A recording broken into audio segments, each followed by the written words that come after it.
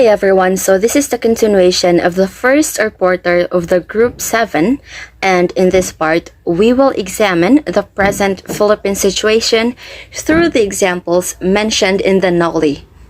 But of course, to see what are those examples mentioned, we will summarize first the novel Noli Me Tangere. So I have here the very brief part of Noli Me Tangere. Noli, the summary. So the main character of the Noli Me Tangere, the young and wealthy Filipino Crisostomo Ibarra, returned to his country after some years of studying in Europe. So finally, Crisostomo Ibarra finally returned to the Philippines, his home country. In his honor, Capitan Tiago or Santiago de los Santos threw a party at his house in Manila.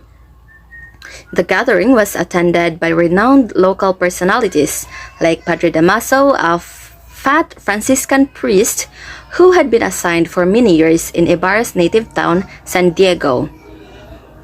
So sa pag-ulit niya, nagpa-party si Capitan Tiago and daghan ang nang-attend na mga kilala dyan na mga tao like Padre Damaso na mo siya naka-assign karon na naka-assign sa native town ni Ibarra, ang San Diego. And then, Fray Sibila, the young Dominican curate of Binondo, Lieutenant Guevara of the Guardia Civil, and Doña Victorina, wife of a fake Spanish physician Tiburcio Diaz Pedaña. So, if you guys are wondering ano napaparty man sa Kapitan Tiago na igunsa man niya si Ibarra, so Crisostomo's father, Don Rafael Ibarra, is a good friend of Capitan Tiago, and another reason is Capitan Tiago's supposed daughter, Maria Clara, was Crisostomo's fiancée. Maria Clara is a supposed daughter. Well, we will find out about it that Maria Clara is rumored to be the biological daughter of Padre Damaso and not really of Capitan Tiago. But with those respects, Capitan Tiago still threw a party though. And then during the party, Padre Damaso belittled Ibarra and rudely tried to harm his reputation. So Padre Damaso, being mean and rude, he tried to stay in iyang gisiraan mayo si Ibarra sa party, even if he knew nga mapalipag-abot ng Ibarra and Ibarra did nothing to Damaso. But the gentleman Ibarra simply ignored the friar's affront.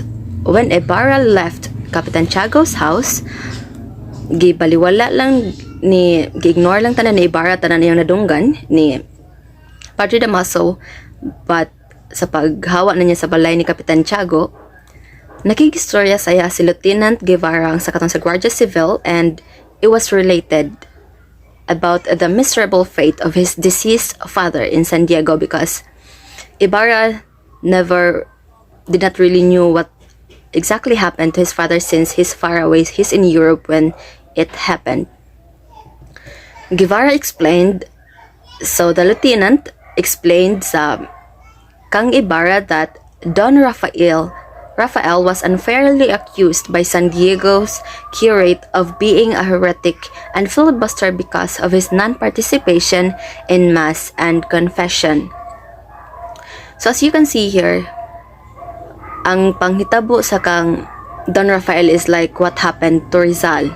Kay he refused to join to the Spanish doing or sa church na ginahimo. So because of that, naingnan siya nga filibuster siya o heretic, kay nganong wa siya participate sa mga misa and sa mga confession. So they thought of Don Rafael as a traitor because of that. And if we are gonna see the other side of it, especially sa life ni Rizal, it is exactly what happened, right?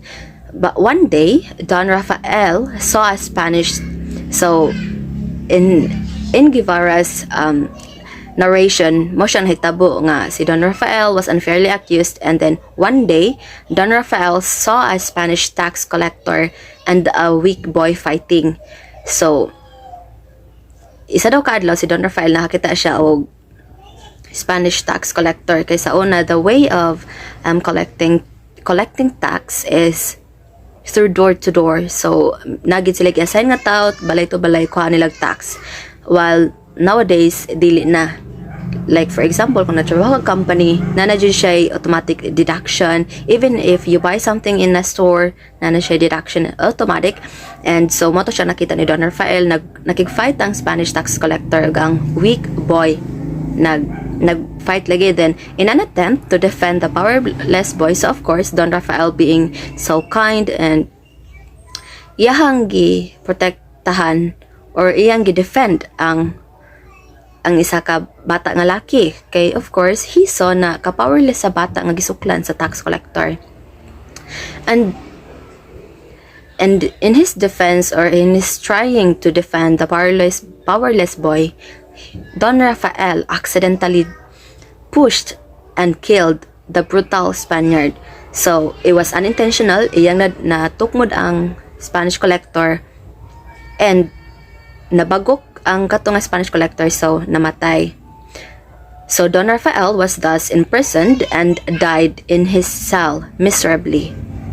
So gikulong si Don Rafael o dito namatay nga makaluluoy jud.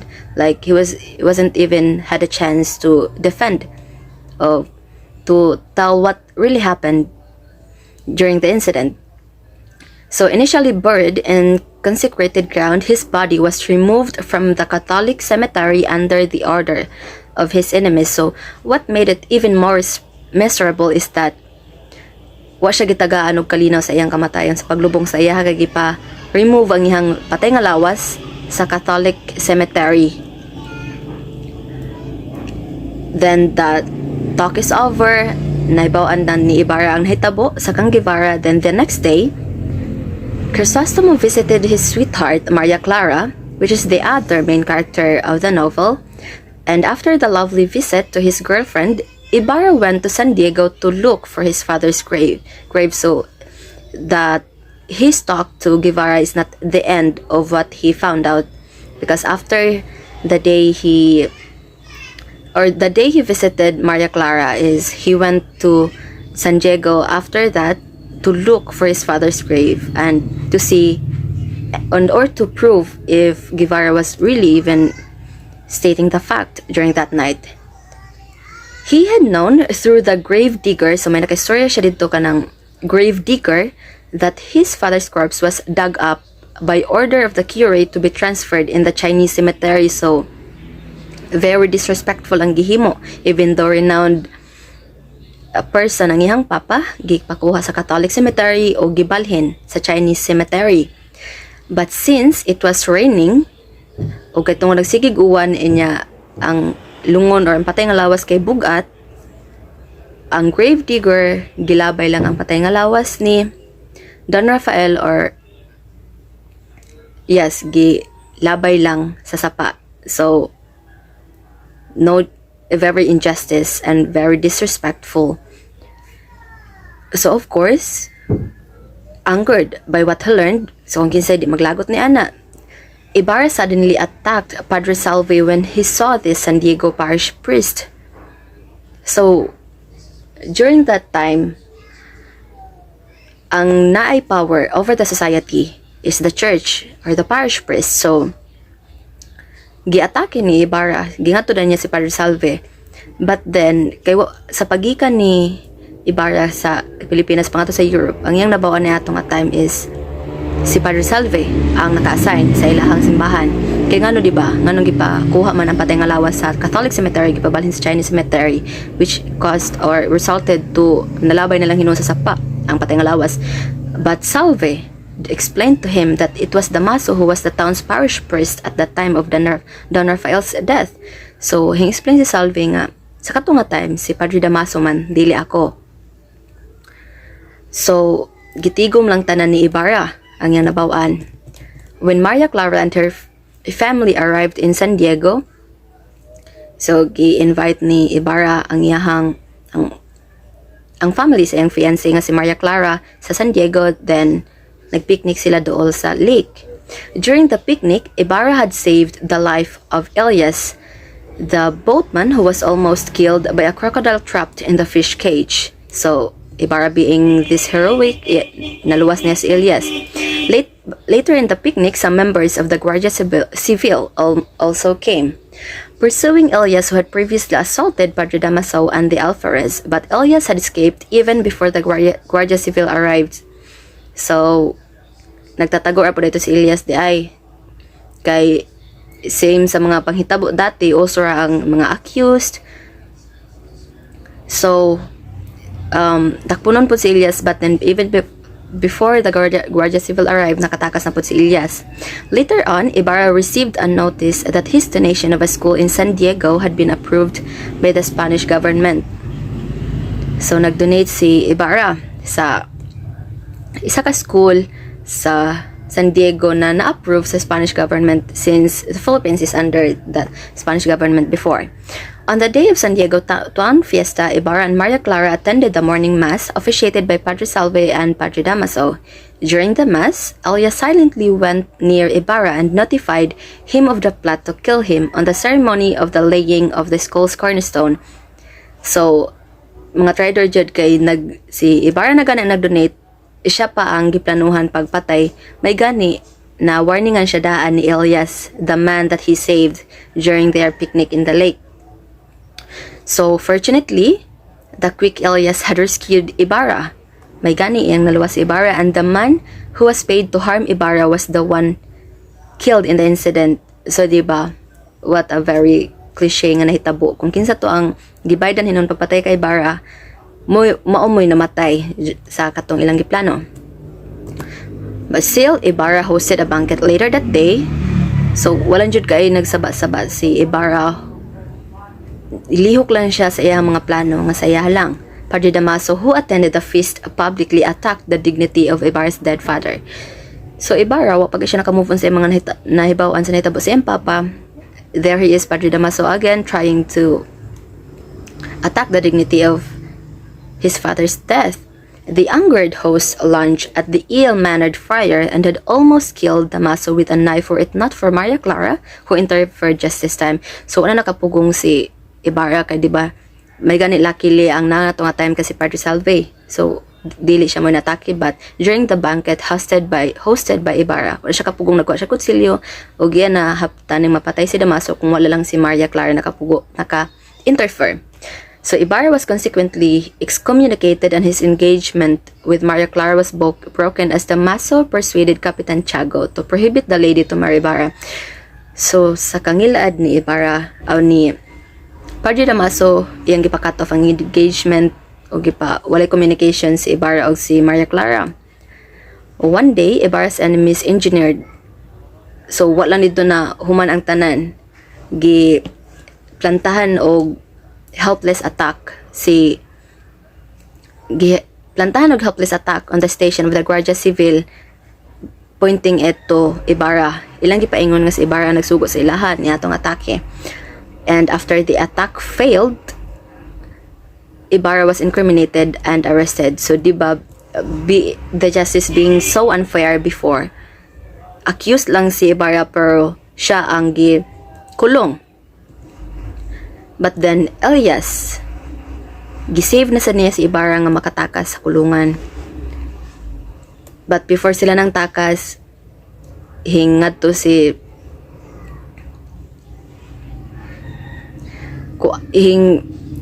stop sila sa kang Kapitan Tiago's house. Then daghan og nahitabo kay na found out ni Maria Clara nga yang real father is si Padre Damaso. Then Ibarra and Elias they took off by the boat, and gihimo tanan ni Elias iyang gipatago, nagpa-camouflage ato sa may sagbutan si Ibarra para dili mabawan, so that the enemies would think na namatay na siya, and nagpauwan og bala ang mga guards, and nagtuo sila nga nagsige sila pabuto padung kang Ibarra, but then it was all to Elias. So badly injured, syempre kasi Elias ang hinatubang ato tanan. Naabot siya sa forest where he found the altar boy Basilio who was sobbing over the body of his dead mother Sisa. Kay mo na siya ang hitabo sa katong in connection na sa naitabo sa duha ka anak ni Sisa, si Basilio and si Crispina, nag-accuse her po nga nangawat po sa simbahan. And of course, kato namatay na si Sisa.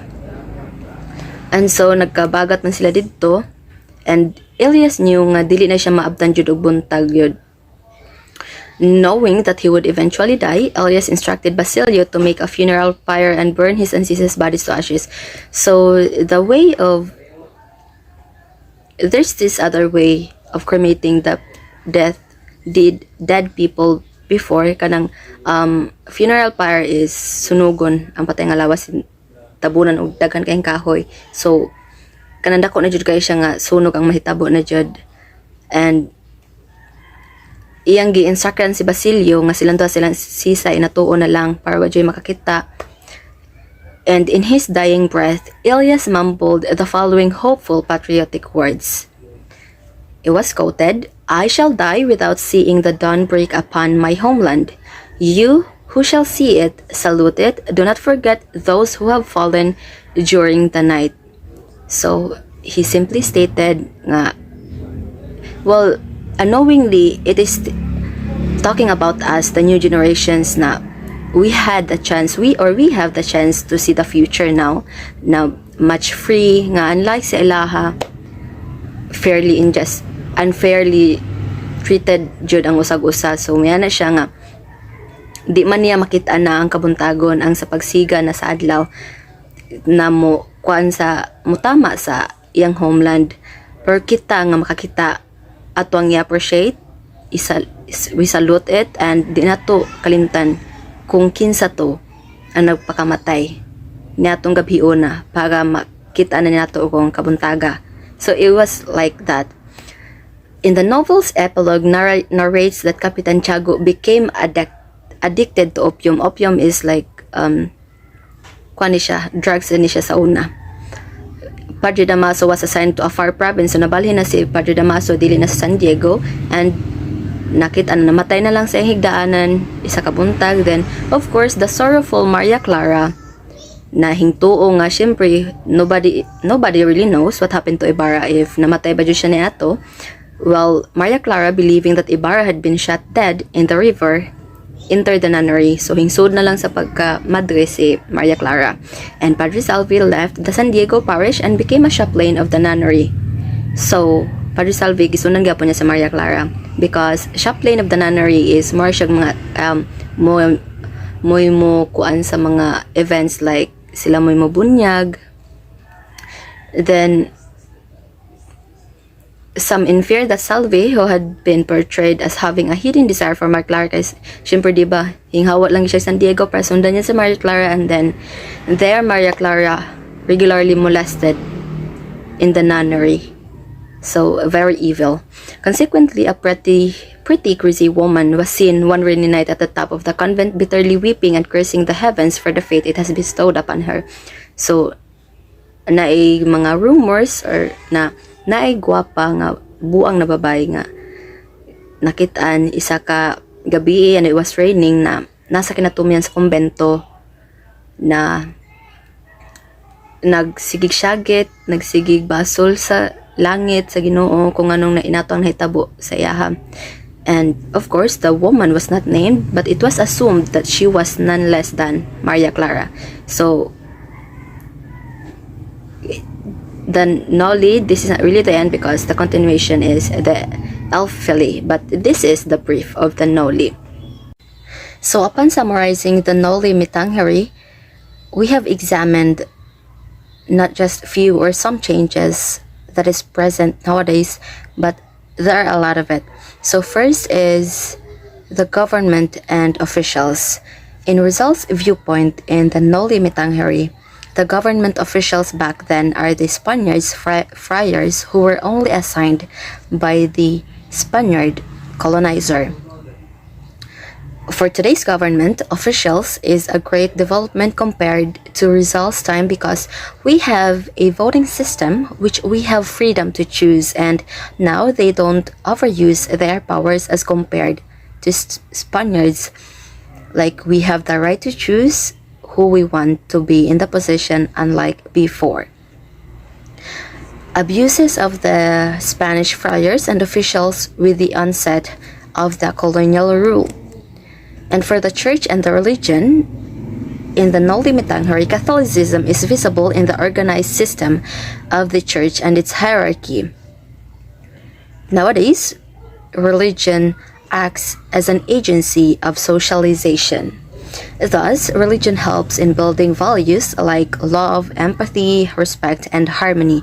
So nowadays, church and religion, it's like another branch for us, and corrupt friars who have made the Catholic religion an instrument for enriching and perpetuating themselves in power by seeking to mire ignorant Filipinos in fanaticism and superstition. So, way back in the Rizal's viewpoint, they used the church to manipulate the Filipinos, whereas Catholic ideas continue to inform nowadays.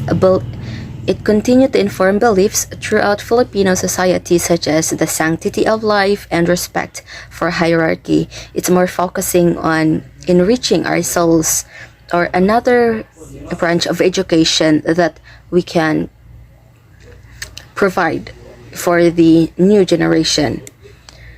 And nowadays, a doctrine of God as the Holy Trinity, comprising the Father, the Son, and the Holy Spirit.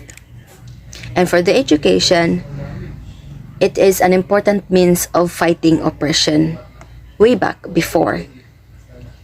And a medicine or something that could cure the problems of colonial Philippines. That is very correct. And Rizal believed in education that is free from political and religious control. He asserted that reform cannot be achieved if there is no suitable education, a liberal one available to Filipinos. If before, education is the key to freedom, nowadays, education is the key to success. So see the difference. And education nowadays, perhaps the single most important means for individuals to improve personal endowments, build capability levels, overcome constraints, and in the process, enlarge their available set of opportunities and choices for a sustained improvement in well-being. So education before is the way that helped Rizal to fight oppression, and whereas today it develops a country's economy and society. For the romantic relationships, as mentioned in the Noli, a traditional Filipina is expected to play hard to get, as if she's not interested, just like Maria Clara did. She has to maintain modesty, shyness, be demure and reserved, even if she has feelings for her admirer, in order for her to see and know whether he's sincere and serious about his feelings for her. This characteristic is somewhat referred to as Maria Clara. So today, if someone is acting like that, we usually refer that woman a Maria Clara. Whereas today, courtship and marriage change a lot.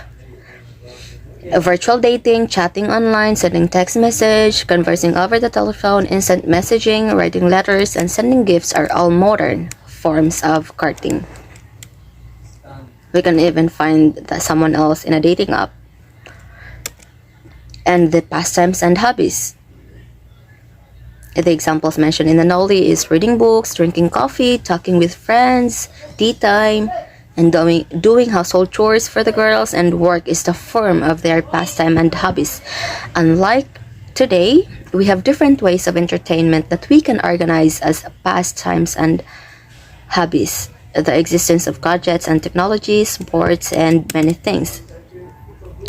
And the most important that we can really observe is the rich and the poor before the past and the present. So in the past, the rich and the privileged become conspirators and act like blind agents and executioners behind the schemes of exploitations, violence, and abuses perpetrated by the functionaries of Spanish colonial rule and the Catholic Church.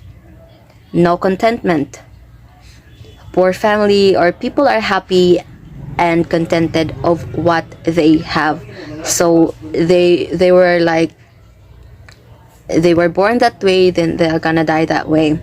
Unlike today, if you are born poor, then it's your fault if you're gonna die poor, because we are given the chance to work on our dreams and to work on everything, because we are offered a lot of opportunities, like the freedom to be educated, freedom, the privilege to education. Nowadays, the rich can help without being abusive, unlike how Rizal observed the rich in Noli Me Tangere. And rich claim that they don't have that much money nowadays. That's very rampant, or at least it is not at their disposal. And poor families finds contentment in small ways.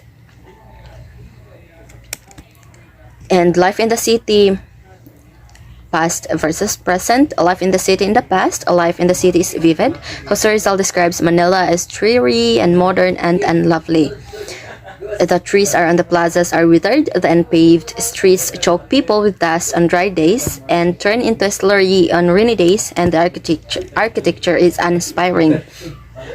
Whereas nowadays, life in the city, there are lots of buildings and lights in the city, and the presence of overcrowded transportations, and the presence of parks and amusement places, which gives life to the city, unlike the observation of Rizal. And note, the architecture today is very inspiring. Like, it's even become the historical places, like the, what we call this one, the walled city, the Intramuros. So I think that is all.